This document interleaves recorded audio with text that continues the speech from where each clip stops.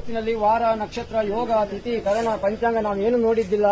ದಿನದ 60 ಗಳಿಗೆ ಲೆಕ್ಕಾಚಾರ ವಿಷ ಮತ್ತು ಅಮೃತ ಸಮ್ಮಿಶ್ರವಾಗಿರ್ತದಂತೆ.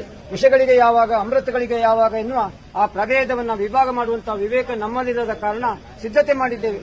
ಆ ನಿಟ್ಟಿನಲ್ಲಿ ಕಾರ್ಯದೋಷ, ಕರ್ಮದೋಷ, ಅಚಾತುರ್ಯವಾಗಿ ಅಪರಾಧ, ಪ್ರಮಾದ ಎಲ್ಲವೂ ನಮ್ಮಿಂದ ಆಗಿರಬಹುದು. ಆ ಅಪರಾಧ ಪ್ರಮಾದವನ್ನು ಮನ್ನಿಸಬೇಕು. ವಿಷಗಳಿಗೆ ಎದ್ದು ಗರುಡನ ಉಡಲಿಗೆ ಸೇರಿಸಿ ಅಮೃತಗಳಿಗೆ ಮಹಾಸಿದ್ಧಿ ಯೋಗವನ್ನು ನಮಗೆ ಒದಗಿಸಿಕೊಡಬೇಕು ದೇವರೇ.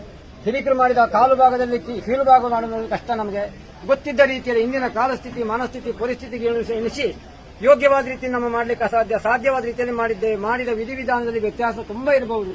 ಹಾಕಿದ ಚಪ್ರ, ಹಾಸಿದ ಮಡಿ, ಇಟ್ಟ ಸುತ್ತಿ ಕಲಶ, ಒಡೆದಕಾಯಿ, ಕೊಡದುಬಂಡ, ಕಡಿದುಕೊನೆ ಹಣ್ಣು, ಮಾಡಿದ ಪಾನಕ, ಪನಿವಾರ, ಅಲಂಕಾರ, ಹಚ್ಚಿದ ನಂದಾದೀಪ, ಮಾಡಿದ ಮಹಾಮಂಗಳಾರ್ಚನೆ ಲೋಪದೋಷ ಇರಬಹುದು. ಭಗವಂತ ಮಕ್ಕಳೋಪಾದಿಯಲ್ಲಿರುವ ನಮ್ಮಿಂದಾದಂತಹ ಅಪರಾಧ ಪ್ರಮಾದಗಳೇನಿದ್ರೂ ಕೂಡ ಅದನ್ನು ಮನ್ನಿಸಿ ಹಂಸಕ್ಷಿಣಿ ನ್ಯಾಯದಂತೆ ಶಾಂತಚಿತ್ತರಾಗಿ ಭಕ್ತಿಯಲ್ಲಿ ಕೊಟ್ಟ ಪಾವುತೀರ್ಥವನ್ನು ಪಂಚಾಮೃತ ಎಂದು ಪರಿಗಣಿಸಿ ಹೊನ್ನಿನಗಿರಿಗೆ ಸೆಳೆಕೊಂಡು ಅಷ್ಟ ದಿಕ್ಕಿನಿಂದ ಬರತಕ್ಕಂಥ ಕಷ್ಟ, ನಷ್ಟ, ದುಃಖ, ದುಮ್ಮಾನ, ವಿಘ್ನ, ವಿಡ್ಡೂರಾದಿಗಳನ್ನು ದೂರೀಕರಿಸಿ ಕುಟುಂಬದ ಪಡಿಸುಳಿಗಳು ಒಂದೇ ಮನೆಯಲ್ಲಿ ಬದುಕಲಿಕ್ಕೆ ಕಷ್ಟ ಕಾಲಸ್ಥಿತಿ ಪರಿಸ್ಥಿತಿಗೆ ಅನುಗುಣವಾಗಿ ತುತ್ತಿನ ಚೀಲ ತುಂಬುವುದಕ್ಕಾಗಿ 10 ಕಡೆ ಹೋಗಿ ಬದುಕಬೇಕಾದ ಅನಿವಾರ್ಯ. ಮನೆ ಬೇರೆ ಮಾಡಿಕೊಂಡವರು ಇರಬಹುದು.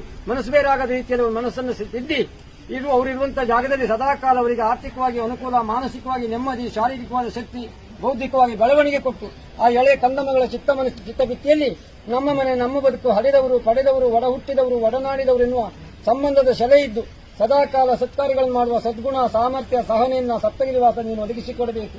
ಭಕ್ತಿಪೂರ್ವಕವಾಗಿ ಇಂದೀಗ ಹತ್ತೂರದಾಸರು, ಗ್ರಾಮದ ಗೃಹಸ್ಥರು, ಮನೆಯ ಕುಲಕೋಟಿ ಕುಟುಂಬ ಒಂದಾಗಿ ಹುಲ್ಲಿನ ಮನೆ ಅಂಗಳದಲ್ಲಿ ನಿಂತು ಹೊನ್ನಿನ ಮನೆಯೊಡನೆ ಕುರಿತಾಗಿ ಪ್ರಾರ್ಥಿಸಿ ಸಲ್ಲಿಸಿ ಹಾಕುವಂತಹ ಅಕ್ಷತೆ ಕೇವಲ ನಮ್ಮ ಕಣ್ಮುಂದೆ ಕಾಣುವ ಈ ವೃಂದಾವನಕ್ಕಲ್ಲ, ಹಾವಿನ ಹಾಸಿಗೆಯಲ್ಲಿ ಮಲಗಿ ಹೂವಿನ ಹೊದಿಕೆ ಹೊದ್ದ ಗೋವಿಂದ್ರ ಏರಿದಂತ ಸ್ವಾಮಿ ಶ್ರೀನಿವಾಸನ ಸ್ವರ್ಣ ಶಿಖರಕ್ಕೆ ಹೋಗಿ ತಲುಪಬೇಕೆನ್ನುವ ಹಾಗೆ ಭಕ್ತಿಯಿಂದ ಮೂಡಾಯಿ ಮುಖ ಮಾಡಿ ಭಗವಂತನ ಅಕ್ಷತೆ ಹಾಕಿ ಶ್ರೀರಾಮ್ ರಾಮ್ ಗೋವಿಂದಾನ್ನಿ ಗೋವಿಂದೋ,